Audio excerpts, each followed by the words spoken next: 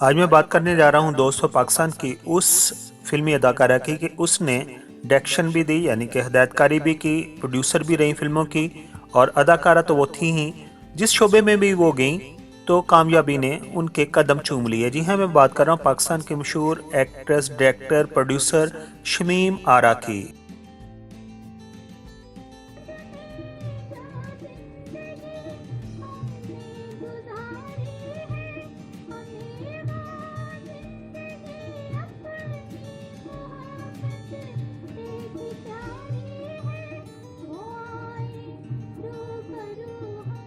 शमीम आरा का असल नाम यानी पैदाइशी नाम उनका था पतली बाई और वो 22 मार्च 1938 को अलीगढ़ इंडिया में पैदा हुई। अब हम बात करते हैं कि शमीम आरा किस तरह फिल्म इंडस्ट्री की तरफ आई। तो 1956 में शमीम आरा इंडिया से अपने खानदान के हमरा लाहौर में आ गईं। तो यहाँ पर उनकी मुलाकात हुई एक फिल्मी डायरेक्टर नजम नकवी से।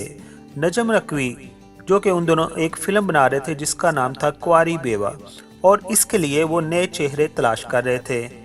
और नजम नकवी को ही शमीम आरा की खूबसूरत नरम आवाज़, मासूमाना अंदाज बहुत पसंद आया और उन्होंने अपनी फिल्म कुंवारी बेवा के लिए उन्हें कास्ट कर लिया और इस तरह कुंवारी बेवा शमीम आरा की पहली फिल्म बन गई। और नजम नकवी ने ही शमीम आरा को पतली बाई से शमीम आरा बना दिया यानी कि उनका नाम चेंज कर दिया और फिल्म इंडस्ट्री में उन्हें शमीम आरा के नाम से इंट्रोड्यूस करवा दिया, मुतारफ करा दिया। बदकिस्मती से ये फिल्म इतनी कामयाब नहीं हुई लेकिन लोगों ने शमीम आरा की एक्टिंग को बहुत ज़्यादा पसंद किया और वो अपने मासूमाना अंदाज और खूबसूरती की वजह से नाजरीन और शायकीन के दिलों पर अपनी जगह बना चुकी थी। और फिर 1958 में उन्होंने नूरजहां की एक फिल्म जो बहुत ही पॉपुलर है, फिल्म का नाम था अनारकली और इसमें उन्होंने एक मुख्तसर सा रोल निभाया और इस फिल्म में वो अनारकली की छोटी बहन सरैया के रोल में मंजर आम पर आईं। 1958 से 1960 तक शमीम आरा ने मुतअद्दिद फिल्मों में अदाकारी की मगर वो नुमाया सितारा बनकर जगमगाने में कामयाब नहीं हो रही थी। फिर 1960 में उनकी पहली फिल्म जिसमें वो कामयाब अदाकारा के तौर पर नजर आई उसका नाम था सहेली और इसके बाद तो वो फिल्मी दुनिया के पर्दे पर वो चमकने लगी और हर एक प्रोड्यूसर डायरेक्टर की वो ज़रूरत बन गई और सहेली की कामयाब नुमाइश पर वो सफ़े अव्वल की अदाकारों में शुमार होने लगी। फिर 1962 में उनकी फिल्म कैदी की नुमाइश हुई जिसमें फैज़ अहमद फैज़ की गज़ल मुझसे पहली सी मोहब्बत मेरे महबूब ना उन्होंने फिल्म इंडस्ट्री में कभी भी पीछे मुड़कर नहीं देखा और एक से एक बढ़कर फिल्म इंडस्ट्री को दी। अब हम बात करते हैं उनकी चंद फिल्मों की। तो उनमें शामिल है आलम आरा, अपना पराया, फैसला, सवेरा, मजलूम, राज, इंसान बदलता है, ज़माना क्या कहेगा, आंचल, महबूब, मेरा क्या कसूर, कैदी, इनकलाब, बाप का बाप, चिंगारी, फिरंगी, हवेली, मैखाना, प्यार की सजा, तन्हा, आग का दरिया, जलवा, मजबूर, मेरे महबूब, पर्दा, कबीला, दुराहा और लाखों में एक वगैरह शामिल हैं। शमीम आरा ने बहसीयत फिल्म प्रोड्यूसर सबसे पहले जो फिल्म प्रोड्यूस की उसका नाम था साइका और ये फिल्म 1968 में नुमाइश के लिए पेश की गई। ये फिल्म रजिया भट्ट के नावल साइका पर बनाई गई थी। ये फिल्म अदबी हलकों और अवामी हलकों में मुतासर कुन हद तक कामयाब हुई। और अब हम बात करते हैं शमीम आरा ने एज ए हदायतकार, बतौर हदायतकार जो फिल्में प्रोड्यूस की और डायरेक्ट की उनमें कौन कौन सी शामिल है। तो बतौर हदायतकार 1976 में पहली फिल्म जो जिसकी डायरेक्शन दी उसमें शामिल है जियो और जीने दो।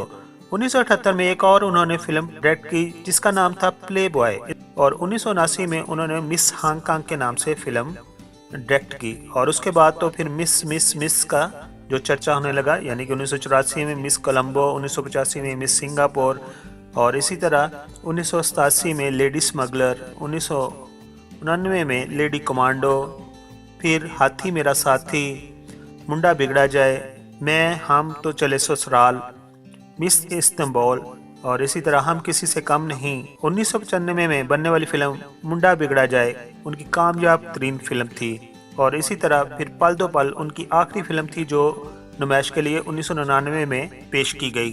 अब हम बात करते हैं शमीम आरा की अज़दवाजी ज़िंदगी की। तो उन्होंने 4 शादियां की थी।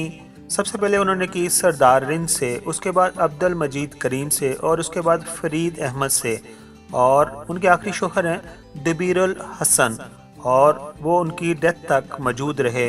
2004 में शमीम आरा अपने बेटे के पास लंदन में चली गई क्योंकि उनके बेटे सलमान करीम मजीद लंदन में रहते थे और वहीं पर वो मकीम हो गई। फिर वो 2 बार पाकिस्तान में आई, लेकिन 2011 के इब्तदाई दिनों में जब वो लाहौर में मकीम थी तो उन्हीं दिनों जनवरी 2011 में उन्हें दिमागी शरान फट जाने के बायस अस्पताल में दाखिल करवाया गया, जहां अक्टूबर 2011 में उनके दिमाग का ऑपरेशन भी किया गया, मगर वो होश में आने की बजाय कोमा में चली गई।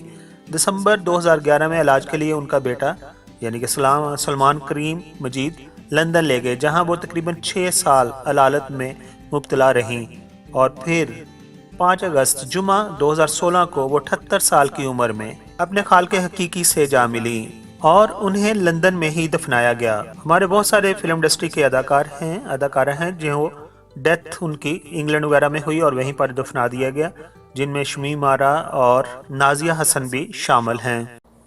जैसा कि आपको मालूम है कि पाकिस्तानी फ़नकारों के बारे में, स्पेशली हमारे लेजेंड के बारे में यूट्यूब पर कोई जामिया इंफॉर्मेशन मौजूद नहीं है, तो मेरी कोशिश है कि पाकिस्तान के जो लेजेंड अदाकार हैं, जो फ़नकार हैं और जो दूसरी शख्सियात हैं जो पॉपुलर हुई हैं और उन्होंने अपने काम से वतन की खिदमत की है, उनके बारे में इंफॉर्मेशन को इकट्ठा करूँ, कंसोलिडेट करूँ और उनके बारे में एक वीडियो बनाऊँ।